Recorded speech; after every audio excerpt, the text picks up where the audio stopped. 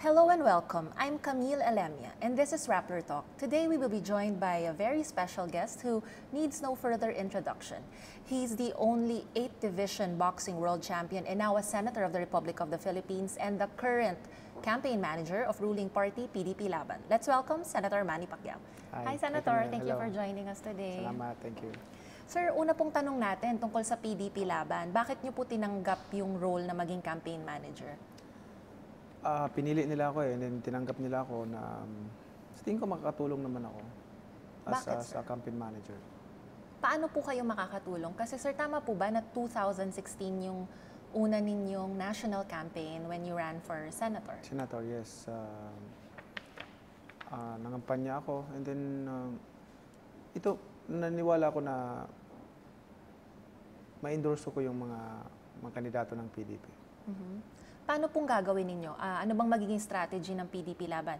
Sasama kayo sa bawat sorties? May mga sorties kami naka-schedule na lahat, marami. And then, yung mga malalaking cities lang o province na pupuntahan namin na pupunta din si Presidente. Doon lang din kayo sasama. Pero sir, kayo po as Manny Pacquiao, paano nyo matutulungan yung mabago ko to? Yung Ipopromote natin, hindi lamang, although maraming mga sorties sila na pupuntahan, na nag-organize tayo, pupunta na lang sila doon, magsalita, and then i-introduce natin sila sa tao na hingiin yung suporta nila. Sir, kasi as campaign manager, sa mga nakaraang eleksyon, ikaw din yung kumbaga mag-iisip ng strategy kung paano ang magiging atake ba ng slate mo. Kasama ba kayo sa pag-iisip ng ganun? Yes, strategy yung pagbibigay ng pag-testimony, yung ibibigay mo yung plataforma mo, pagdi-deliver mo ng plataforma mo. At sinasabi ko sa kanila na, suggestion ko sa kanila na as much as possible, iwasan yung mga atake ng ibang kandidato. Ano pa po yung iba ninyo sanang suggestion sa kanila? Ipaalam sa tao yung gusto nyong gawin, yung advocacy nyo, yung puso ninyo na gusto nyo tumulong sa tao, gusto nyo magserbisyo sa bayan ng tapat. Yun ang kailangan makita ng tao na yung pag nagsabi tayo may sincere ka at walang halong pambubula. Sir, nung nilapitan kayo ng mga leaders ng PDP Laban, ano yung sinabi nilang dahilan sa inyo? Bakit nila kayo kinuha bilang campaign manager? Siguro naniniwala sila sa akin na makakatulong din ako para ma-promote at ma-endorse yung lahat ng PDP candidates. Sir, when it comes to funding or yung gastos ng partido ngayong eleksyon, may partisipasyon ba kayo doon or ibang ano yun? Sa funding naman, may funding naman pero hindi talaga ganoon kalaki. Tumutulong din naman tayo. On your personal? Yes, tumutulong din naman tayo. Si President Duterte, how would you describe yung role niya dito sa campaign ng PDP Laban? Kasi sir, meron din siyang mga ibang ini-endorsong kandidato. Yes, malaki yung role ni Presidente dito at saka ako, dalawa kami nag-endorse ang talagang inuuna namin yung mabago ko to, yung 5, yung official candidates ng PDP. And then, yung iba, yung mga guest candidates, sinusuportahan namin. Although hindi pare-pareho yung mga guest candidates na sinusuportahan namin, pero as long as yung official candidates ng PDP ay inuuna. Bale, yung 5, yun na yun. Yes, 5. Bahala na kayo, ikaw as campaign manager, bahala ka na dun sa 7 pa na ibang kasama. 7. So sir, para ang nangyayari ngayon, si President Duterte may sarili siyang slate. Tapos kayo, meron din kayong sariling sinusuportahan na slate. Bukod po sa mabago ko to, sino pa yung 7 na sinusuportahan ninyo? Isa-isahin ko ba dito ngayon? Apo, sir. Yung 7 na... yung 7. Sa ako kasi gusto ko isali si Pare Jinggoy and Bong Revilla. Sino pa po? Si Grace po. Yan, isa na yun doon.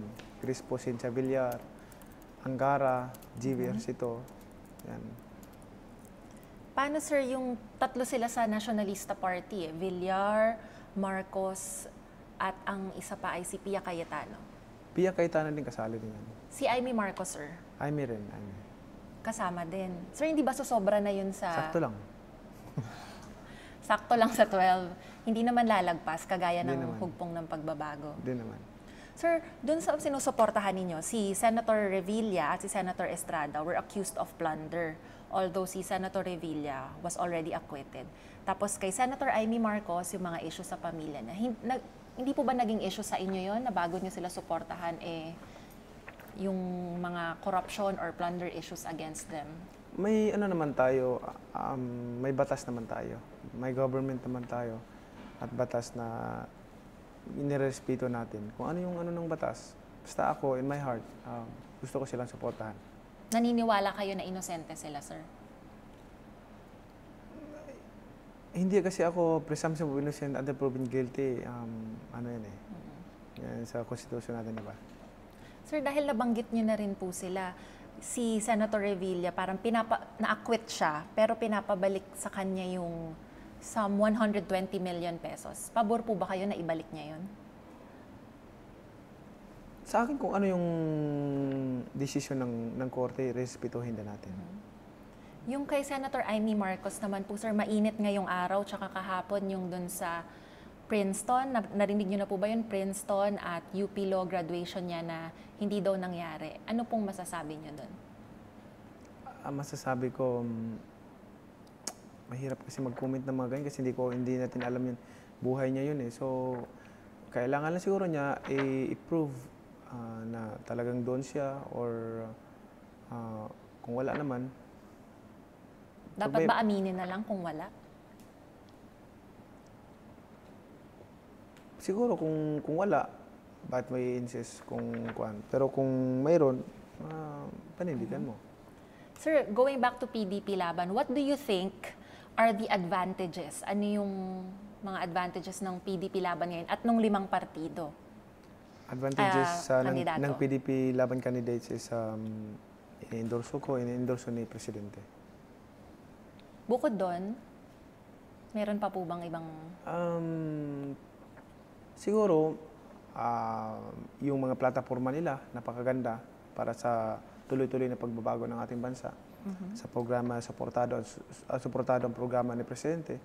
So, yun sigurong advantage yun, maganda para sa official candidates ng PDP. Sir, what about hugpong ng pagbabago? Anong tingin nyo na merong sariling slate po si President Duterte, tapos si Mayor Sara Duterte, meron din pong sarili?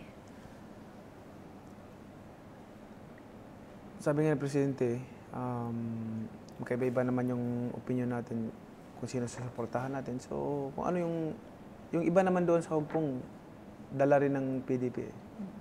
Guest candidates din ng PDP. Pero hindi ba ito makakaapekto sa PDP Laban mismo? Kasi iba yung, hindi lahat ng nasa hugpong, nasa PDP Laban din. Hindi naman, pero yung inendorso namin, maniniwala kami na mananalo at pagkatiwalaan ng tao yung inendorso namin sa PDP Laban. Ang taong bayan naman ang pipili. So, naniniwala pa rin kami na pakinggan ng tao yung iniendorso namin ni Presidente. Speaking of taong bayan, hindi ba ito makakadagdag sa kalituhan or sa pagkagulo kasi ang daming pagpipilian eh? Yan ang maganda dito sa bansa natin. Mayroon tayong democracy. Mayroon tayong demokrasya na lahat may karapatan pumili kung sinong iboboto o hindi. Yan yung maganda dito sa bansa natin. Sir, speaking of democracy, maraming kritiko si President Duterte. Maraming kritiko si President Duterte saying na nawawala na daw yung democracy sa Pilipinas dahil sa mga ginagawa niya. Kayo na kaalyado niya. Anong masasabi niyo sa mga ganong allegations? Alam mo, nandyan pa rin yung democracy. Under 1987 Constitution pa rin tayo. And naniniwala ako na because of too much democracy, Kaya nagkaganito-ganito tayo yung bansa natin. Bakit po? Lalong dumami yung korupsyon, tumigas yung mga tao, walang disiplina. Yun ang problema natin. Although we want democracy, but too much democracy is bad for our country. So anong dapat? Kasi ang democracy... Kailangan may disiplina ang tao. Kasi ngayon, kung ano yung gusto ng tao, gusto na, i-insist nila na yun ang masusunod. May government naman tayo na dapat ang tao sumunod sa government. Diba? So, nabanggit nyo rin sa democracy related, sir, yung dun sa sinasabi ninyo na tao pa rin naman ang pumipili. Tapos kayo, sir, madami po kayong mga kapamilya na tatakbo din. Are you in favor of having a law that will ban political dynasties? Yung political dynasty, maka-ano yan eh, baka maka-apekto yan sa ano mo eh, yung free will mo, kasi demokrasya nga tayo, pipili yung mga tao ng, hindi naman ilalagay dyan sa posisyon niya eh, kundi ibubuto ng tao. So meaning, ang tao ang pipili. Hindi yung sarili mo o someone put them there. Pero nakasulat din sa Constitution na dapat may batas. Kayo, as magiging parte pa rin kayo ng Senado sa susunod na Kongreso, boboto ba kayo sa isang batas na gano'n? Pag-aralan natin mabuti. Pag-aralan natin mabuti kung ano ikabubuti, kung ano maganda, na hindi naman maapektuhan yung karapatan ng tao. Sir, ang tumatakbo po sa pamilya nyo, kapatid mo, party list. Tapos, Party list. yung isa po, Sarangani representative. Tapos meron din... Incumbent. Incumbent. Meron din kayong sister-in-law na tatakbo raw. Sir, paano Barangay po... captain siya. Paano sila nagdedesisyon? Parte ba kayo ng pagdedesisyon nila na tatakbo sila sa election? May sarili silang pagdidesisyon at maganda naman yung mga performance nila, ang pagtulong nila sa tao. So, ang tao naman pipili. Sa immediate family ninyo? Ngayon, siguro kung may bahid corruption, may bahid kami na nagnanakaw kami, ako pa mismo magsabi sa tao, huwag nyo nang iboto. Sir, yung sa pabor ba kayo na yung anak ninyo ay tumakbo din pag dumating na sila sa tamang edad, tumakbo sa election? Sa akin, tapusin mo na lang yung pag-aaral nila, kung ano yung mga iniisip nila. Susuportahan ko lang yun sila. Sir, dahil malapit na mag-eleksyon at maraming debate ngayon, sinasabi nung iba na dapat daw magkaroon ng college degree bago tumakbo ang pagkasenador. Pabor ba kayo nun? Kinakailangan din yan, pero ang pag-aralan natin mabuti, ang importante kasi dito yung common sense. Common sense yung alam ang problema at ina-actionan ang problema. So, hindi... Kasi marami sabihin ko sa'yo, ang dami ng mga genius na mga politician, mga politiko na naupo sa gobyerno, ang bansa natin lalong pahirap ng pahirap. Mga genius nga eh. Yan ang problema natin. Kung ako, magsabi sa kanila, ano bang problema ng bansa natin? Sasabihin ko talaga yung totoo sa mga tao na ito yung problema natin, bakit hindi ginagawa? Kaya when I learn about the problem sa bansa natin, talagang nakaka-discourage, nakaka-dismaya dahil bakit ito yung problema, bakit hindi ginagawa? So, mas bukod, hindi importante ang pagkakaroon ng college degree basta may common sense ka. Common sense, alam mo yung problema, alam mo yung nangyayari, paano mo resolbahin yung problema. So sir, ngayon po na magkakaroon na ng panibagong Senado, ano pong assurance ninyo na magiging independent pa rin ang Senado pagdating ng susunod na Congress? Kasi kayo alay po kayo ni President Duterte. Lagi namang alay ako ni President because naniniwala ako sa kanyang programa at plataforma para sa kabutihan ng bansa natin. Pero kung hindi naman para sa bayan, hindi ibig sabihin na kakampi niya ako. Alam ko naman yung programa at puso ng Pangulo para sa mga mahirap. Di suportahan ko. Kailangan naman kalabanin ko. Ang maapektuhan dyan, yung mga taong bayan. Sir, meron na ba kayong inopose na policy ni President Duterte? Kasi sabi nyo, hindi naman lahat susuportahan nyo. Kung tingin nyo nakakasama sa sambayanan, hindi nyo susuportahan. Meron na ba? Wala pa naman sigurong na-propose si Presidente na hindi ikabubuti ng bansa natin. Especially yung peace in order. Ayaw ba natin ng peace in order? Diba? Isusulong yung peace in order. And paano ba resolvehin ang peace in order? Yan ang ginagawa ng Pangulo, na magkakaroon tayo ng kapayapaan na mumuhay dito. Kasi kung walang peace in order, gusto ba natin yung walang peace in order ang natin, yung bansa natin? So gusto natin yun. Ano pa ba? Lahat mga na gusto ni Presidente, siyempre yung corruption. Sugpuin yung corruption. Ayaw natin yung patuloy yung mga magnanakaw sa gobyerno na daming naghihirap tapos ninanakaw lang yung bilyon-bilyong pera ng kaba ng gobyerno. Sir, paano po masasabi ninyo dun sa peace and order pero yung iba, ang side naman nila, human rights? How would you reconcile that? Hindi. Alam mo, common sense lang rin. Common sense lang rin. Paano mo disiplinahin yung pamilya mo kung hindi mo paluin yung mga anak mo? Paano mo iayos yung pamilya mo kung hindi mo pagalitan yung anak mo, hindi mo pagalitan at paluin kung matigas ang ulo?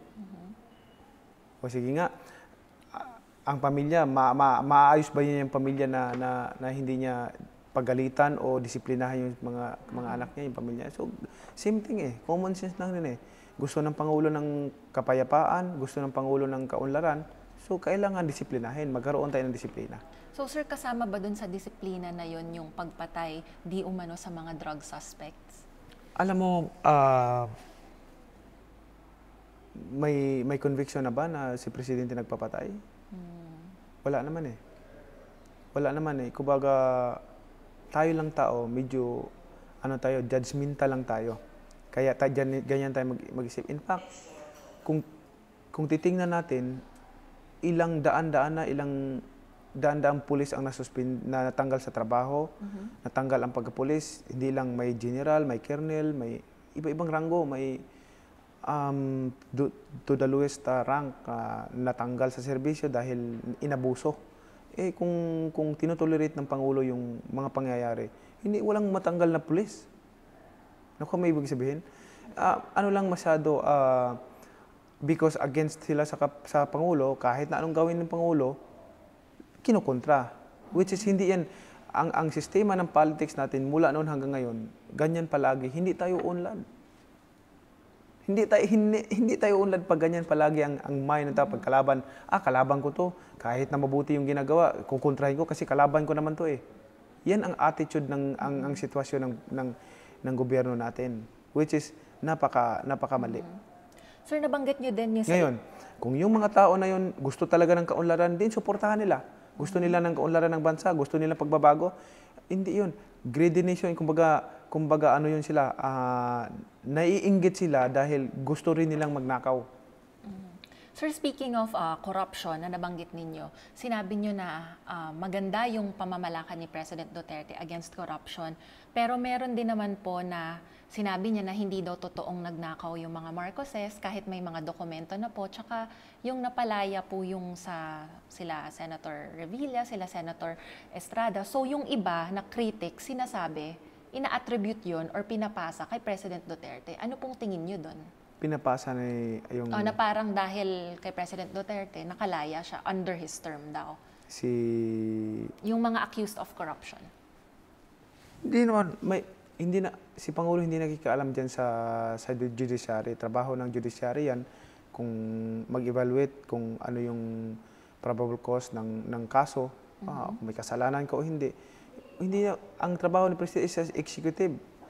Hindi iba yung legislative, 3 branches of government: legislative, executive, judiciary, and that's part of judiciary issue. Si Presidente is executive, so bakit nadadrag sa kanya yung judiciary? Sir, now let's go to your legislative bills in the Senate.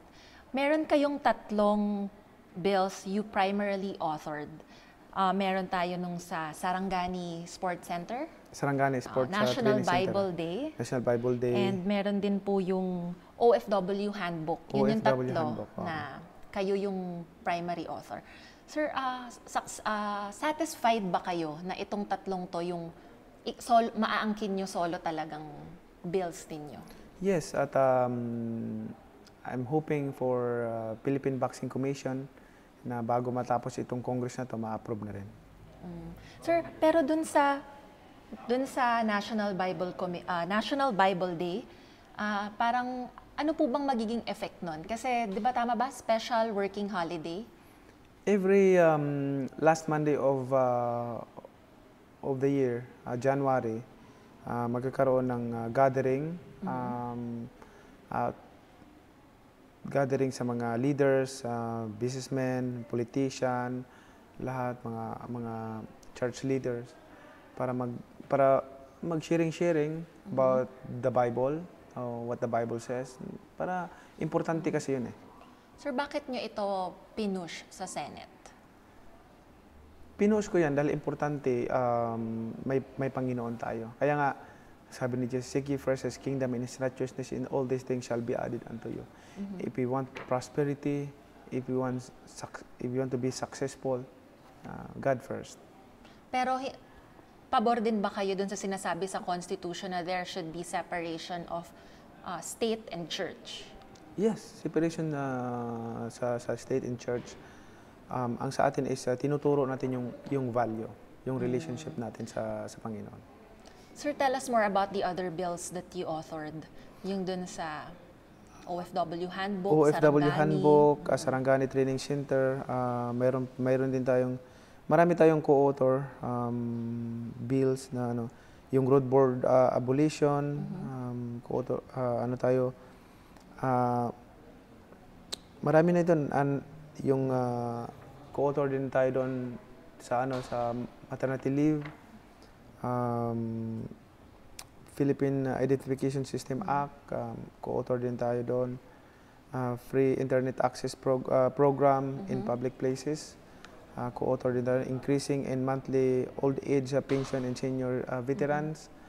Sir, with all of these measures that you passed, you helped pass, what can you say to critics saying na, si Manny Pacquiao, mag-boxing na lang yan, wala ka naman daw nagagawa sa Senado? Anong sasabihin mo sa kanila given na ayaw ko kasing did all ako that? mismo magsalita sa kanya. Gusto ko basahin na lang nila itong, nakapost naman yan doon sa Facebook ko and then sa Senate Facebook ko. Sir, pabor ba kayo, dito bumalik tayo dun sa mga issue sa Senate ngayon, merong lowering of the minimum age of criminal responsibility. Pabor ba kayo na ibaba yun? At what age? 12. Bakit 12? Naniwala ako 12, may pag-iisip na. Kasi 11 years old, naghahanap buhay na ako eh. Ako na ang tumatayong padre di pamilya sa bahay namin. Sir, kung halimbawa yung mga anak nyo makasuhan or makakommit ng crime, pabor kayo na gawin na ganun din? Oo, kasi alam na nila yun eh. Pero pinalaki namin yung mga anak namin na bata pa lang. Pinagsasabihan namin kung ano yung tama. What can you say about criticism na yung proposals daw to lower the age is anti-poor? Kasi yung mga bata naman daw, na mas bata, sila yung mga galing sa hirap na walang nakatutok na magulang, na school, or na other support system. Alam mo, masabi ko, pabor ako dyan sa 12 years old above. Kasi naranasan ko eh, kumbaga 11 years old, 10 years old, naghahanap buhay na ako eh. Ako na ang naghanap buhay para buhayin yung mama ko, yung mga siblings ko. Ako kung saan ako napupunta, maghanap buhay. Nag-iisip na ako, hindi na ako, in that age, sana naglalaro pa ako, nag-enjoy ako. Pero at 11 years old, hindi ko makalimutan na problema ako. Dahil gusto kong paano ako kumita ng pera para may pambili kami ng pagkain. Bakit 12, hindi 9, as some are proposing? No, 12 kasi 9, hindi ako pabor dyan. Bakit? Kasi wala pa talaga yan. May medyo, ano pa yan, Minsang may batang pag-iisip pa talaga yan. Sir, yung pagpili nyo ba sa 12 years old, is it based on scientific evidence or just purely on your personal experience? Based of my experience. Based of my experience na ano. Sir, Alam ko na yung tama, alam ko na yung mali. Alam ko na kung paano, ano yung buhay, anong value ng buhay. Alam ko na kung paano maghanap buhay. Sir, what about divorce? You're happily married, but some families or couples are not Hindi fortunate ako pabor enough. sa divorce. Bakit? What God joined together, let no one separate. Paano, sir, yung mga naa-abuse na? Kasi yun yung argument naman Kasi ng sa batas kabilang naman side. natin, mayroon naman tayong yung annulment. So, kailan mag-ano ng process? Pero are you in favor? You're against divorce. You say we already have annulment laws, but are you in favor of improving or enhancing annulment laws para mapabilis? Kasi right now, mahal, magastos, matagal. Yes, I agree with you. Favor ako na baguhin. Kasi may mga kumikita dyan. So, at saka maraming mga requirements na kailangan mo i-provide. Siguro amendahan na lang yung annulment law. Sir, ngayon, election season, maraming naglilipatan ng partido. Kayo, di ba, dati PDP rin kayo, tas nag-una, tas PDP. Pabor ba kayo na magkaroon ng batas na ipagbabawal yung ganun? Yung tinatawag nilang political turncoatism.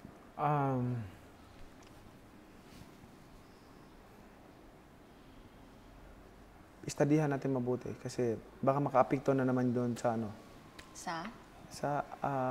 natin, kalayaan mong lumipat o pumili. Bakit, sir? Bakit nyo nakikitang posibleng makaapekto?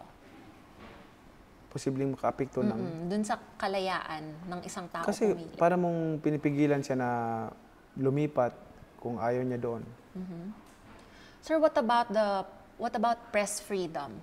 Kasi sir, si President Duterte has repeatedly attacked like Rappler, Inquirer, and ABS-CBN. Pero sinasabi ng iba na it's not an attack on press freedom kasi may legitimate cases naman daw. What's your take on that as his ally? Do you think he's attacking the media? Ini-explain siguro niya yung side niya. Yung nasa puso niya. Si Presidente kasi, kung ano yung nasa puso niya, sasabihin niya. So, ako din naman, kung ano nasa puso ko, sabihin ko. So walang masama dun walang issue dun sa ginagawa niya, contrary to what critics would say. Yun ang gusto niyang sabihin Ikaw, kung ano yung nasa puso mo, gusto mo sabihin hindi ko kita pwedeng pigilan na, huwag mo sabihin yan. Pero kasi sir, di ba, as president, parang whatever you say becomes sort of a part of the land's policy or the government's policy. Hindi naman lahat. Hindi naman lahat na pag sinabi mo yun, yun ay part of the policy. Kung ano yung nasa puso niya, sinasabi ko, ako naman kung ano nasa puso ko, sasabihin ko para malaman ng tao. Sir, recently merong 3 Catholic priests who said they received threats after the president attacked them, yung nag-issue ng statement si President against the Catholic Church. Do you think it has a connection? I don't know. Mahirap magbigay ng comment dyan na hindi natin alam. Let's talk about your political plans. You're still a senator until 2022. But 2022, you can either run for re-election or run for some other posts. Are you considering it? Wala pa akong inisip ng ganun. Pero sir, wala ka pang immediate plans. But do you dream of becoming, let's say, becoming a president? Wala. Since you're May popular. bagong building na ngayon ng Senado Magkakaroon ng bagong building sa 2021. So gusto niyo muna magamit.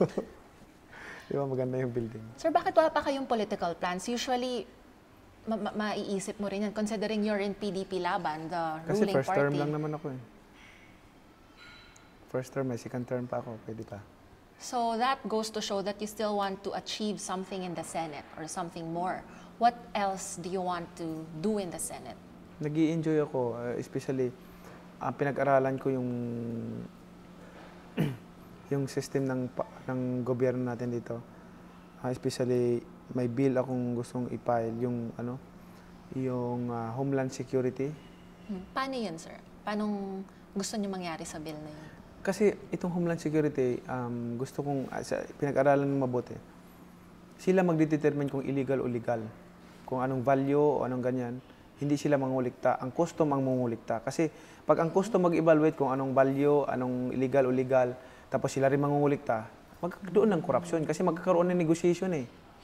Which is kung yung dadaan ako ng Homeland Security, ito yung na-receive ko sa Homeland Security, ito yan. Ito yung babayaran ko, ito yung kargamento ko, legal. Pagdating sa custom, hindi ko na kailangan mag-negotiate. Babayaran ko na lang. So itong Homeland Security na to, kasi sa ibang bansa, when you say Homeland Security, this also involves immigration. Immigration, under din. Pati ng mga immigration ng foreign nationals. Immigration. Can you expound more? Kasi parang it's interesting na may... Yeah, customs, yung immigration, kasama yan, under pa rin. Paano magiging role ng Homeland Security sa immigration? Under pa rin siya ng Homeland Security, ang immigration. Marami siyang under. Pero the main goal of this bill is to eliminate corruption in these agencies? Yes, mabawasan man lang. Sir, when are you filing this bill? Pinag-aralan namin mabuti, malapit na namin matapos. So most likely, 18th Congress? We're trying to, sa pag-resume natin sa Senate, tingnan natin kung ma-file natin and then i-refile na lang pag sa next Congress. Sir, in 2022 or maybe years after that, do you imagine yourself creating your own political party? Actually, I have a political party, local, which is called PCM, People's Champ Movement.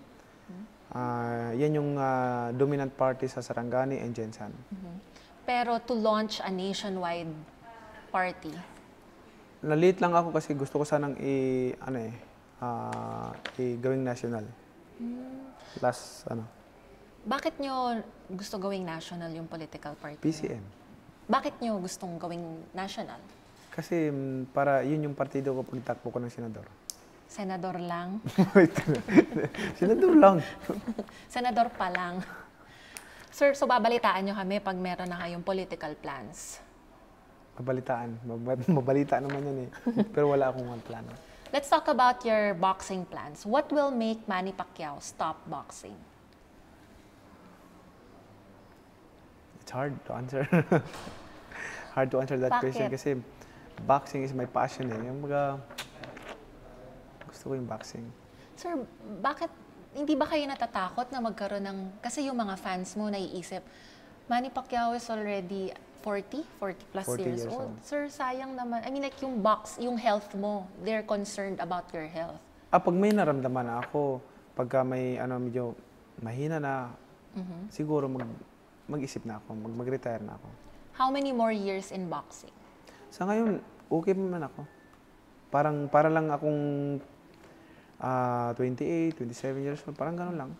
So ngayon, hindi nyo nililimit yung sarili nyo na I'll give myself 5, 10 years, open-ended kumbaga. Open-ended. Anytime I can say, retire na ako.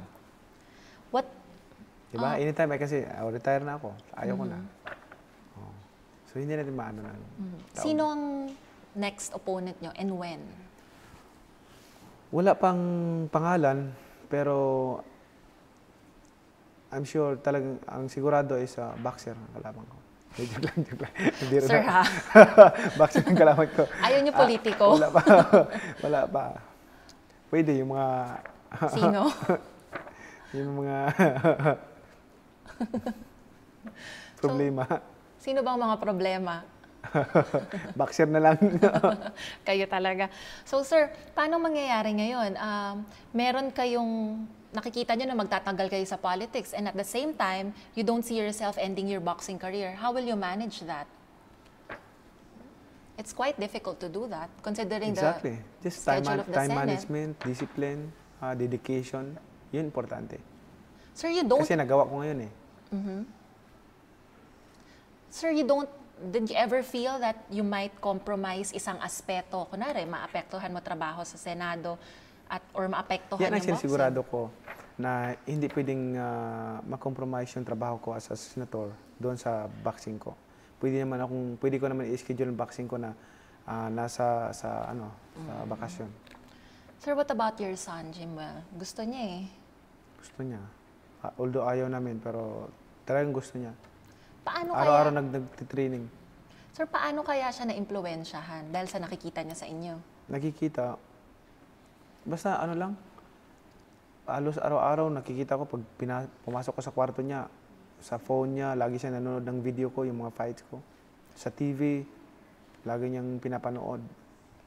How does it feel na yung anak mo, kasi kayo na pagdaanan niyo yung hirap ng pagbuboksingero, how does it feel na your kid also wants to do that same track? Masakit dahil mahirap. Ay, hindi ko kayang tingnan na, di ba, mabugbog. Okay lang ako kasi ako nabubugbog. Parang naiiyak na kayo, iniisip niyo pa lang. Kaya nga eh. Hindi makaya. Pero pipigilan niyo ba siya? Pinipigilan ko, pero gusto man talaga niya. Ma-experience niya. Anong sinasabi niyo sa kanya para mapigilan siya? Dini-discourage ko palagi. Anong sinasabi niyo? Walang boxing gloves, walang boxing equipment sa bahay. Sabi ko, mahirap ang boxing. Napakahirap, training, lahat. Sabi niya, Daddy, boxing is my passion. Exactly your answer. Tapos sabi ko, anak, linya ko yan eh. Ginaya mo yung linya ko. Ano naman po sabi ni Mrs. Pacquiao? Sabi niya, lalo na si Jinka, ayaw niya. Tapos sabi niya kay mami niya, Mami, you're killing my dream. So, ano magagawa natin? Kaya na lang. Sir, what boxing milestones do you still want to achieve? Na-achieve ko na. Siguro yung dapat ko ma-achieve. Maintain na lang. Bigay ng... Sir, when you say na you've already achieved what you wanted to achieve, bakit pa kayo nagbabox? Kung Kasi wala na kayo. passion ko nga eh. Passion ko. Parang it keeps you alive na lang. Yes. But wala ka ng concrete Passion ko goal. na manatili doon.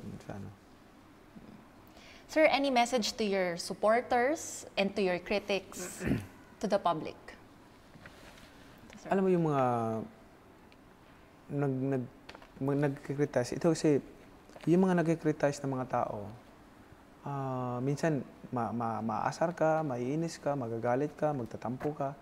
Pero para sa akin, I learn a lot about that, mga critics. Kasi, because sa critics, magpupursigi ka. Magpupursigi ka, ipakita mo na hindi totoo yung mga sinasabi nila. It will give you more encouragement and determination to work hard, focus, ganun yan. And thank you. Thank you sa lahat ng mga critics, lahat ng mga fans, lahat ng mga nagmamahal sa akin at lahat ng sumuporta. And salamat po sa lahat ng mga tao na naka-appreciate sa ating ginagawa bilang senador at sa aking nagawa sa ating bansa, pagdala ng karangalan sa ating bansa. Thank you very much, Senator Manny Pacquiao, for joining us. Thank you. And that was Senator Manny Pacquiao for our Rappler Talk. Hope you enjoyed it. I'm Camille Alemia. See you again next time.